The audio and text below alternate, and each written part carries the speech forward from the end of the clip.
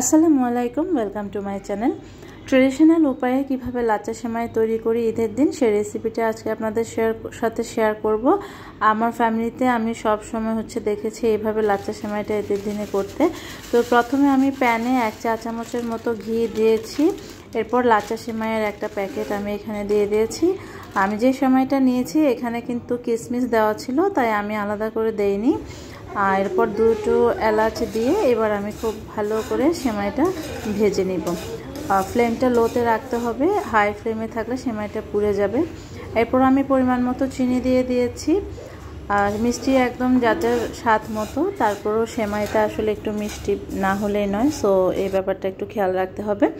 এরপর আমি এখানে হাফ কাপের মতো গুঁড়া দুধ দিয়ে দিয়েছি। এবার সবগুলো উপকরণ আমি ভালো করে ভেজে নিব।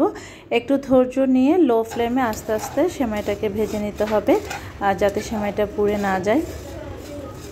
তো দেখতেই পাচ্ছেন আমার সেমাইটা খুব ভালো করে ভাজা হয়ে গেছে। এবার আমি একটি সার্ভিং ডিশে নিয়ে নিয়েছি, এবং নেওয়ার পর আমি সেমাইটাকে কিছুক্ষণের জন্য রেস্টে রেখে দেব যাতে একটু ঠান্ডা হয়।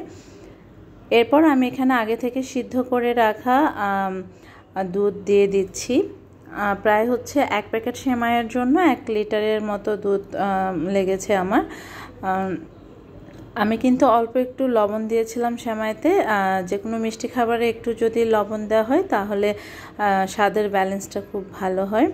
এবার আমি দুধের সাথে সেমাইটাকে আস্তে আস্তে ভালো করে মিশিয়ে নিব। সো তৈরি হয়ে গেল মজাদার লাচ্চা সেমাই। এরপর পছন্দ মতো আলমন্ড বাদাম দিয়ে আমি সাজিয়ে নিয়েছি। আপনাদের হাতের কাছে যা থাকে কিশমিশ বাদাম সেটা দিয়ে সাজিয়ে নেবেন। সেমাইটা চাইলে আপনারা ঈদের আগের দিন তৈরি করে রেখে দিতে পারেন ফ্রিজে। ঠান্ডা ঠান্ডা খেতে এটা অনেক বেশি ভালো লাগে। তো আশা করি এই রেসিপিটি আপনাদের ভালো লাগবে। পাশে থাকবেন। ধন্যবাদ সবাইকে।